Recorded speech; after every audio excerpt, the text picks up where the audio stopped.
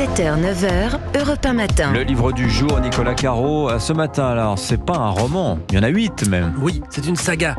La saga Malocène de Daniel Pénac. Et là, je sais que beaucoup d'auditeurs font « Ah !» parce que chacun des romans de cette série rappelle un moment. On se souvient quand on l'a lu. Ce sont des romans qui marquent, des titres aussi. La Fée Carabine, La Petite Marchande de Prose ou le cas Malocène, Terminus Malocène, le tout dernier qui vient de paraître en poche. Mais moi, je vous propose de commencer par le commencement avec Au bonheur des ogres. Voilà, le tout premier de la série. Exactement. Daniel Pénac le publie en 1985. Il avait déjà été édité, Daniel Pénac, mais c'est l'histoire des Malocènes qui va le faire vraiment connaître.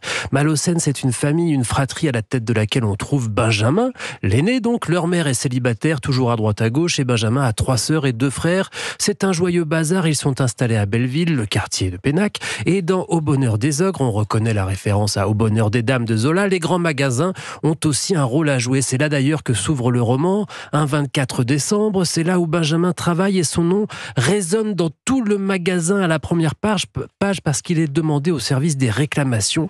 Mais il est bloqué par le canon d'une arme qui le vise. Heureusement, c'est seulement un vieux monsieur qui joue avec un char télécommandé au rayon jouets. Il monte et il arrive dans le bureau de Lehmann, le directeur. Il y a là une dame très mécontente et son enfant. Lehmann est justement en train d'expliquer que le coupable, c'est-à-dire Malocène, paiera. Mais quel est son crime ? Le réfrigérateur que la dame a acheté quelques jours plus tôt, au lieu de refroidir, s'est transformé en incinérateur. Heureusement, pas de blessés, mais il lui assure que Malocène sera licencié et il lui passe un savon. Prise de pitié, la cliente se calme et demande à Lehmann d'être indulgent avant de s'en aller. C'est en fait un numéro bien ficelé. Benjamin joue le rôle du bouc émissaire pour apaiser les clients. C'est cette idée du bouc émissaire qui est au cœur du roman d'ailleurs. Mais le concept va prendre d'étranges proportions. Juste après cette scène, une bombe explose dans le grand magasin et ce ne sera pas la dernière. Et Benjamin va devoir trouver les coupables s'il ne veut pas endanser le rôle. C'est un roman virtuose, drôle, rocambolesque, assez étonnant et toujours frais malgré ses presque 40 ans. Et oui, Au bonheur des ogres, donc, de Daniel Pénac et le reste de la saga Malocène à découvrir. Ouais, pour l'été, c'est bien. Ou redécouvrir. Bah oui, là, puis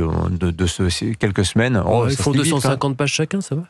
Merci. Ça se lit bien. Ouais, merci Nicolas. Pour Nicolas Caro, c'est 2 heures de lecture seulement. Avec sa technique spéciale. Là. Caroline Speller, le jeu vidéo de la semaine, c'est une production française signée Ubisoft et c'est une édition haute définition pour un anniversaire, les 20 ans du jeu Beyond Good and Evil. Oui, derrière ce titre, au-delà du bien et du mal, se cache un créateur de renom, Michel Ancel. Il est le papa de 2 figures emblématiques du jeu vidéo, Rayman et... Oui, vous avez reconnu les lapins crétins. Donc, après les 2 jeux de plateforme Rayman, Michel Ancel voulait créer une aventure cinématographique avec une vraie sensation de liberté. À sa sortie en 2003, Beyond Good and Evil connaît malheureusement un succès commercial modeste, mais cela ne l'empêche pas d'être considéré aujourd'hui comme un classique incontournable. Alors, pourquoi c'est un classique ? Alors, tout d'abord, pour son histoire, ses personnages drôles et attachants. On embarque sur la planète Illis, déchirée par une invasion extraterrestre. On incarne Jade, une héroïne qui s'occupe d'orphelin de guerre avec son oncle adoptif Paige, un cochon anthropomorphe bien bougon. Ensemble, ils se battent pour révéler la conspiration gouvernementale que cache ce conflit alien. Son autre force, c'est d'avoir réussi à transposer ce récit riche en émotions, en mécaniques de jeu variées comme l'exploration, l'infiltration, la résolution d'énigmes et la photographie. Alors, quel genre de personnage est l'héroïne Jade ?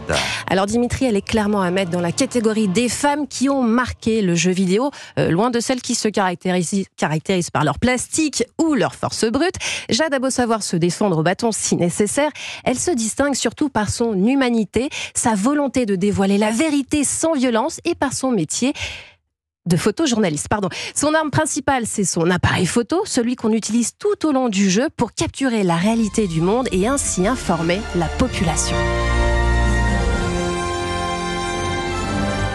Beyond Good and Evil a cette saveur atypique et intemporelle qui reste en mémoire. Et s'il vous fallait d'autres raisons pour vous essayer à sa version anniversaire HD, sachez que c'est accessible à tous et que c'est à télécharger sur toutes les consoles et PC pour moins de 20 €. Et c'est un très beau voyage à faire. Voilà, Beyond Good and Evil. Merci beaucoup Caroline Speller. Merci Nicolas, merci Vincent. Allez, à demain.